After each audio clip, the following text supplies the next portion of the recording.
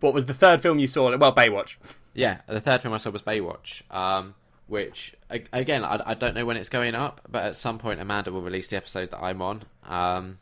So I think we spoke for like an hour about Baywatch. I won't do that now. Yep, good.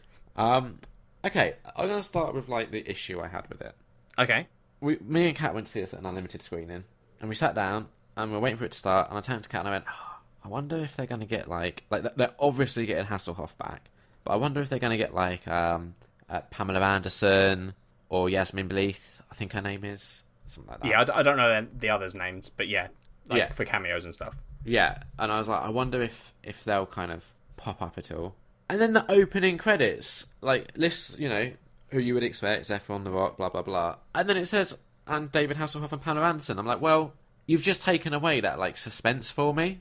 Yeah, the surprise of the cameo where you're like, oh, Matt, I didn't know you were in it. Yeah, really weird for that to come up in, like, the opening fucking credits. Yeah. Bit disappointing. Beside that, though... Seems, yeah. Baywatch is the sort of film that, like, film critics and that are going to get a bit sniffy about. Much like Dirty Grandpa last year, where it's a comedy, it's pretty harmless, it's fun, majority of the jokes work. I think the issue is when the film like actually tries to have a plot is when it really slows down. Okay. And I kind of wish that they'd done more of a like 21 Jump Street approach, where it was a lot more comedy focused. Yeah. This... Maybe like the first 2/3 is very much comedy, and then like the last third just completely slows down to just plot stuff. And it's really? A bit of a like, yeah.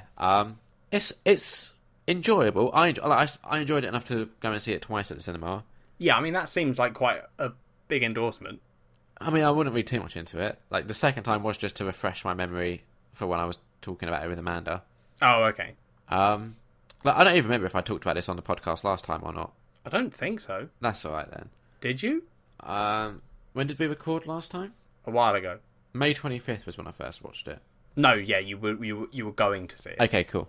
The other thing to be aware of, if you're listening, in case you're like not quite fully cottoned on, I am a bit biased about this sort of film.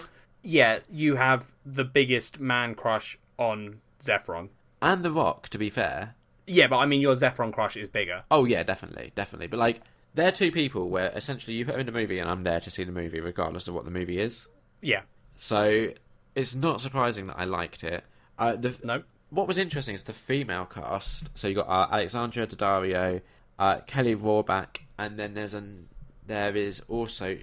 They're like the two who get the most kind of to do. You've also got Ilfenesh Hadera, I think. Is how you say that? No idea.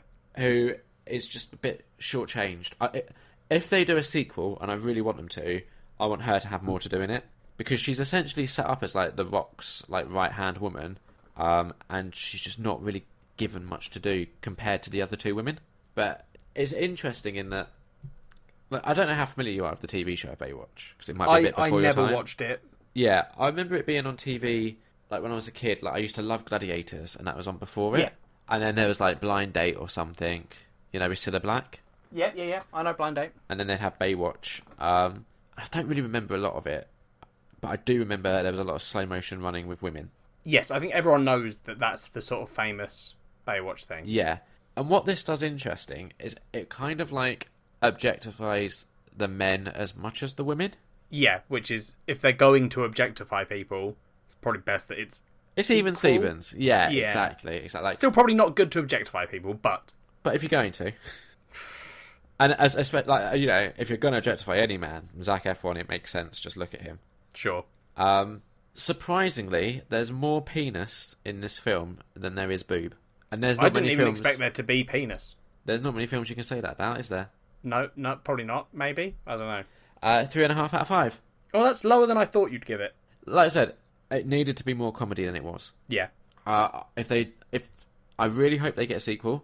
I think there's definitely potential, and I would just happily see Efron and The Rock on screen. Even if this doesn't get a sequel, I would like there to be another movie that has Efron and The Rock together. Yeah.